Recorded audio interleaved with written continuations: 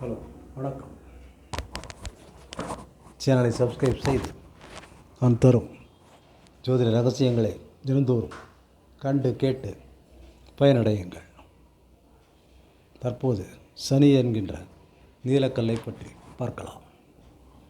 நீலக்கல் என்ன செய்யும், யாருக்கு உபயோகப்படும், யாருக்கு நன்மைகள் செய்யும் என்று பார்க்கலாம்.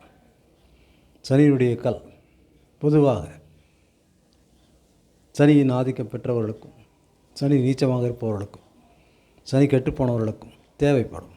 ஆனால் லக்னப்படி சனி அவர்களுக்கு தேவையான யோகமான கிரகங்களாக இருந்தால் மட்டும் சனியினுடைய கல்லை அணியலாம்.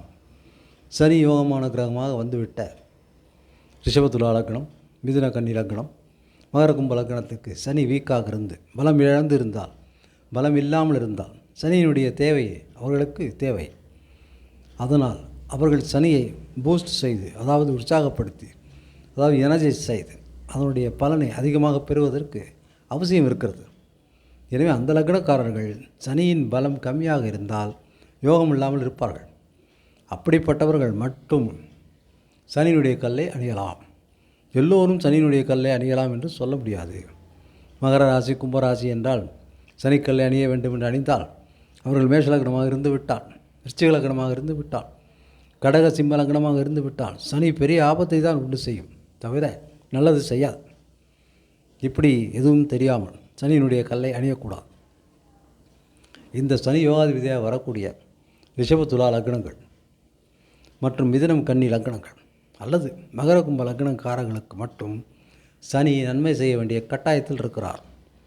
எனவே அவர்களுக்கு ஜாதகத்தில் பரிசீலித்து, ஜாதகத்தில் சனி பலம் குன்றி இருந்தால், மேஷம், விருச்சிகம், சிம்மம், கடகம், தனுசு, மீனம் போன்ற ராசிகளில் அதுவும் பலம் குறைந்து இருந்தால் அம்சத்தையும் ஆராய்ந்து பார்த்து அவர்களுக்கு சனிக்கல்லை கொடுக்கலாம். இந்த ராசிக்காரர்களுக்கு அல்லது இந்த லக்னக்காரர்களுக்கு சனி திசையும் வந்துவிட்டால் சனியின் தேவை அதிகப்படும். எனவே சனிக்கல்லை அப்போது அணியலாம். இவர்கள் மோதிர விரலில் அணியலாம். இவர்கள் வெள்ளி மோதிரத்தில் அணிந்தால் போதுமானது, தங்க மோதிரம் தேவையில்லை. இதனால் சனியினுடைய ஆதிக்கம் பெருகி புகழ், செல்வாக்கு, அந்தஸ்து, பதவி, பணம், சுகம் எல்லாம் கிடைக்கும். சனி கொடுத்தால் யார் தடுப்பார் என்று சொன்னபடி சனி கொடுக்க ஆரம்பித்து விட்டால், நன்மை செய்ய ஆரம்பித்து விட்டால் அதை யாரும் தடுக்க முடியாது. அது அழியாமல் இருக்கும். நிலைத்து நிற்கும் சொத்துக்களை எல்லாம் பொருள் வைத்திருக்கிறார் என்றார். அவர் சனி திசையில் அதை வாங்கியதாகத்தான் இருக்கும். சனி திசையில் வாங்கிய சம்பாதித்த சொத்து அவர்களுக்கு வாழ்நாள் முழுவதும் வரும். வேறு எந்த திசையிலும் வாங்கினாலும் அவர்களுக்கு தொடர்ந்து வருமா என்பது சந்தேகமே. எனவே சனியினுடைய பலத்தை தெரிந்து கொண்டு, அதனுடைய பலவீனத்தை தெரிந்து கொண்டு சனியினுடைய கல்லை உபயோகப்படுத்த வேண்டும். சனி சாதாரணமாக 4க்குரியவர் 7க்குரியவர் என்று வரும்போது படிப்புக்காக கல்லை அணிந்தாலோ, 7ஆம் இடத்துக்காரராக வந்து திருமணத்திற்காக அந்த கல்லை அணிந்தாலோ திருமணம் முடிந்தவுடன் எடுத்து விட வேண்டும். படிப்பு முடிந்தவுடன் படிப்புக்குண்டான கல்லை எடுத்து விட வேண்டும்.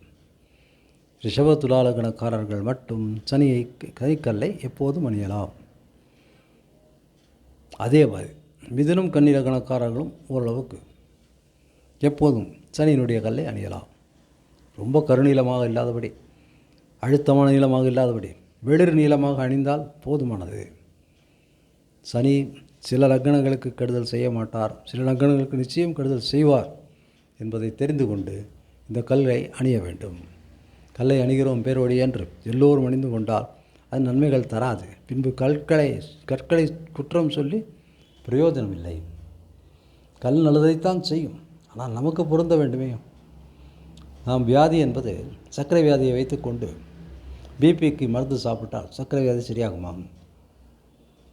பிபி என்று இருந்தால் பிபி மாத்திரை தான் சாப்பிட வேண்டும். இதேபோல் சனி நமக்கு தேவையாக இருந்து வீக்காக இருந்தால்தான் சாப்பிட வேண்டும்.